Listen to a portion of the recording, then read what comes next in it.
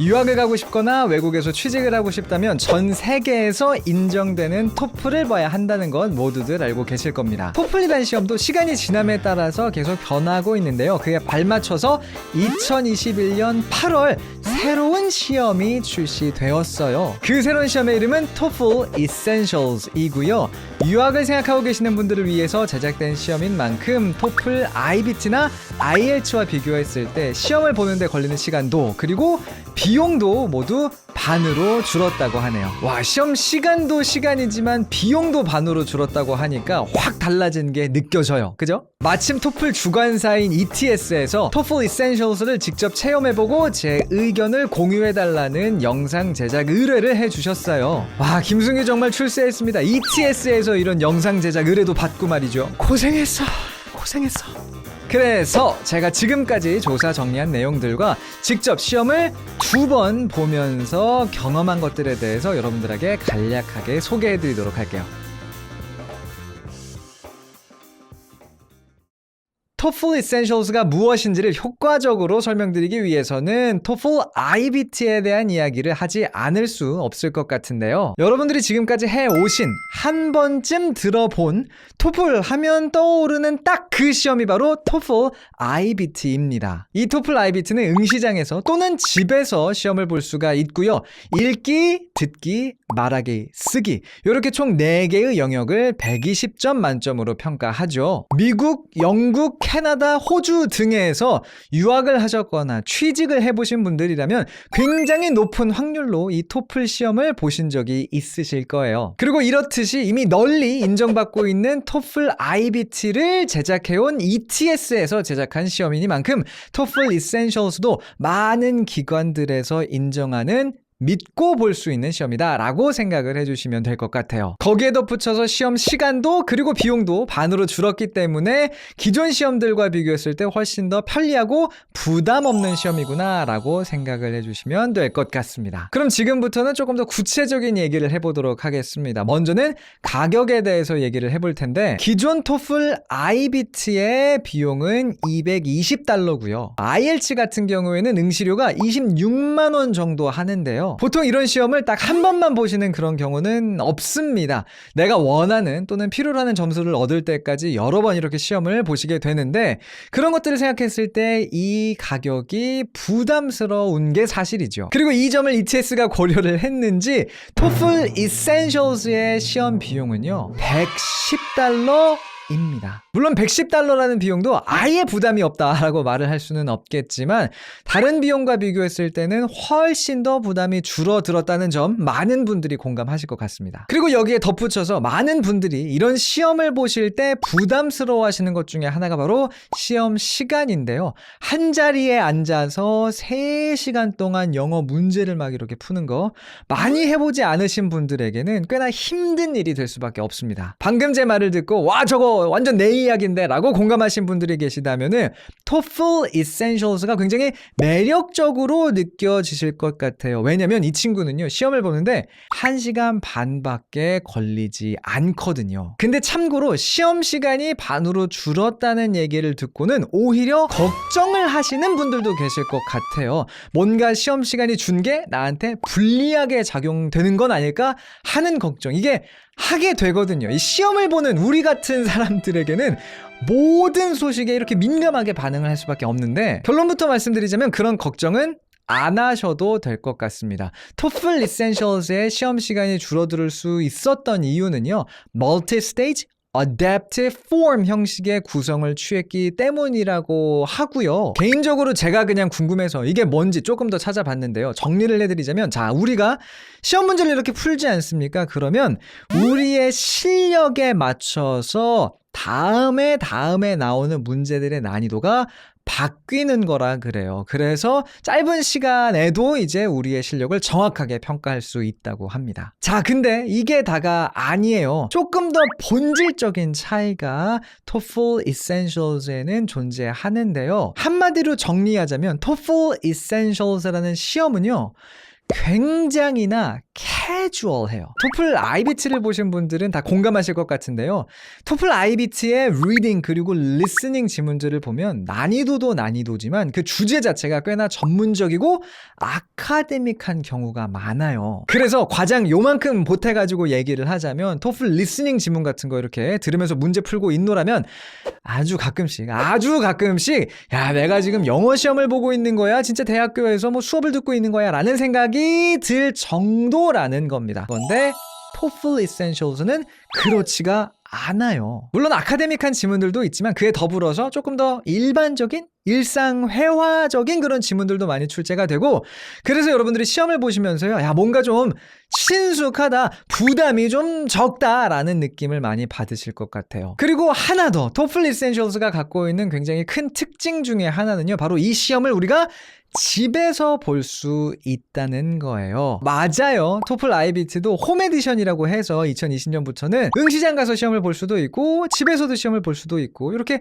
두 가지 옵션을 제공을 했었는데 약간 차이가 있다면 토플 이센셜스는요. 응시장에 가서 시험을 볼 수가 없어요. 집에서만 시험을 볼 수 있습니다. 그냥 편하게 집에서 시험을 볼 수 있다는 거는 그쵸 좋은 얘기입니다. 근데 이 부분에 대해서도 많은 분들이 걱정을 하실 만한 요소가 있기는 있어요. 왜냐하면 그 토플 IBT 홈 에디션 같은 것들 이렇게 후기를 찾아보면요. 내가 집에서 세팅하는데 뭐가 이렇게 저렇게 안 돼가지고 굉장히 당황스러웠었다, 난처했었다 같은 이야기들을 쉽게 찾아볼 수가 있기 때문이죠. 그런 일들이 나한테 일어나면 어떡하지 하고 우리가 또 걱정을 할 수밖에 없는데 자 그래서 제가 직접 토플 이센셜스를 한 번도 아니고 두 번 보면서 경험했던 그리고 알게 됐던 이런 장비와 환경 세팅에 대한 노하우를 몇 가지 공유해 드리도록 할게요.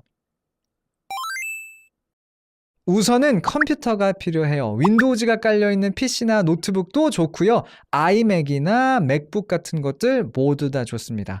그런데 참고로 PC를 사용하실 거면은 웹캠과 마이크와 스피커가 따로 구매가 준비가 되어 있어야 하니까 이 점을 좀 참고해 주세요. 왜 제가 PC만 콕 집어서 말씀을 드리냐면은 보통 노트북 같은 경우에는요. 이 세 가지 것들이 다 원래부터 기본적으로 갖춰져 있습니다. 그래서 이제 노트북을 가지고 시험을 보시는 게 조금 더 수월한 면이 있다라는 것도 참고를 해 보시되 어쨌거나 PC를 쓰시는 경우에는 요 세 가지 미리미리 준비를 해 놓으시는 거 아주 중요합니다. 잊지 마시고요. 궁금해 하실까 봐 미리 말씀을 드리자면 저는 아이맥으로 시험을 봤고요. 아이맥도 그리고 맥북도 앞에서 말씀드렸던 웹캠, 마이크, 스피커가 다 기본적으로 갖춰져 있으니까 이런 것들을 가지고 시험을 보시는 분들도 크게 장비적인 측면에서는 걱정하지 않으셔도 될 것 같습니다. 브라우저는 크롬을 쓰시는 것을 추천드리고요. 토플 이센셜스의 장비 및 환경 요건 페이지에 가셔서요.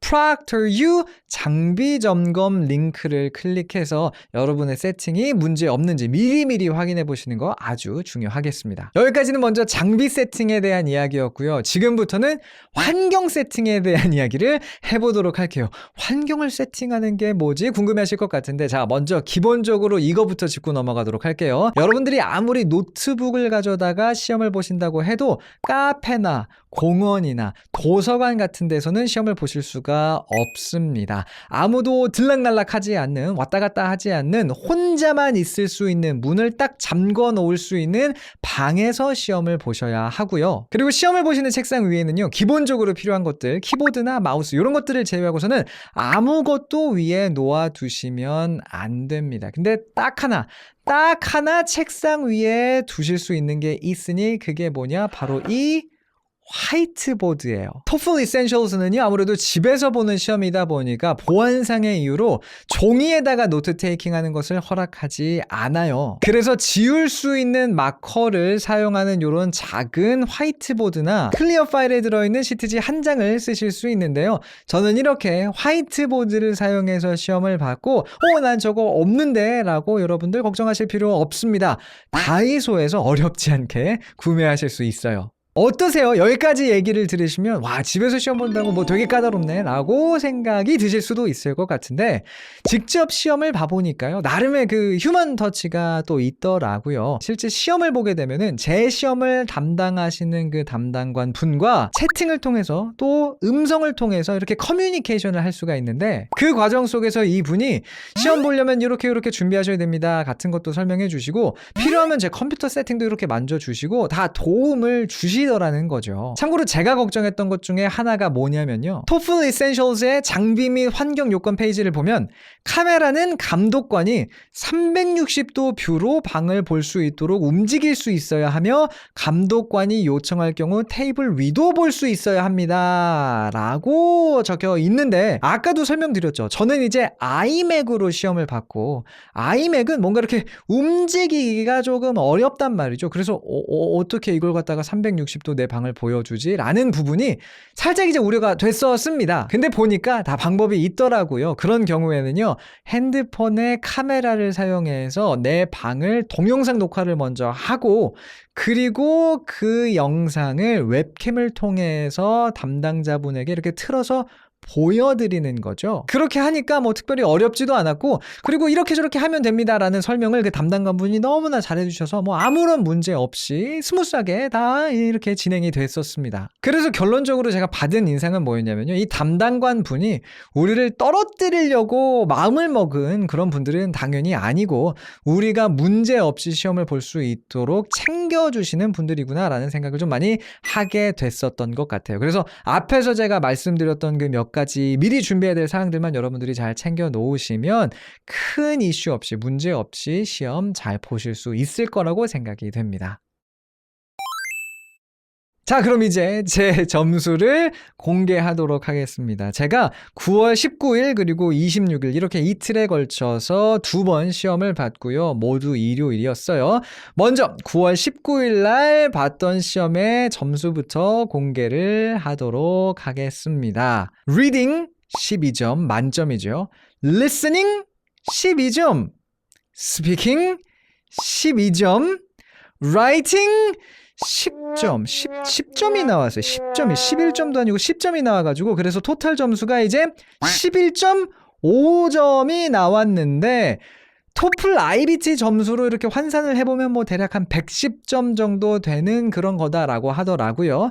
그래요. 110점이 뭐 이렇게 낮은 점수는 아니지만, 그래도 영서당 김승규인데 EBS에서 강의한 게 몇 년이고 지금, 그쵸? 요거 11.5가 조금 이제 승에 차지는 않았어요. 그래서 일주일 동안 마음을 제가 다잡았죠. 만점 안 나오면 만점.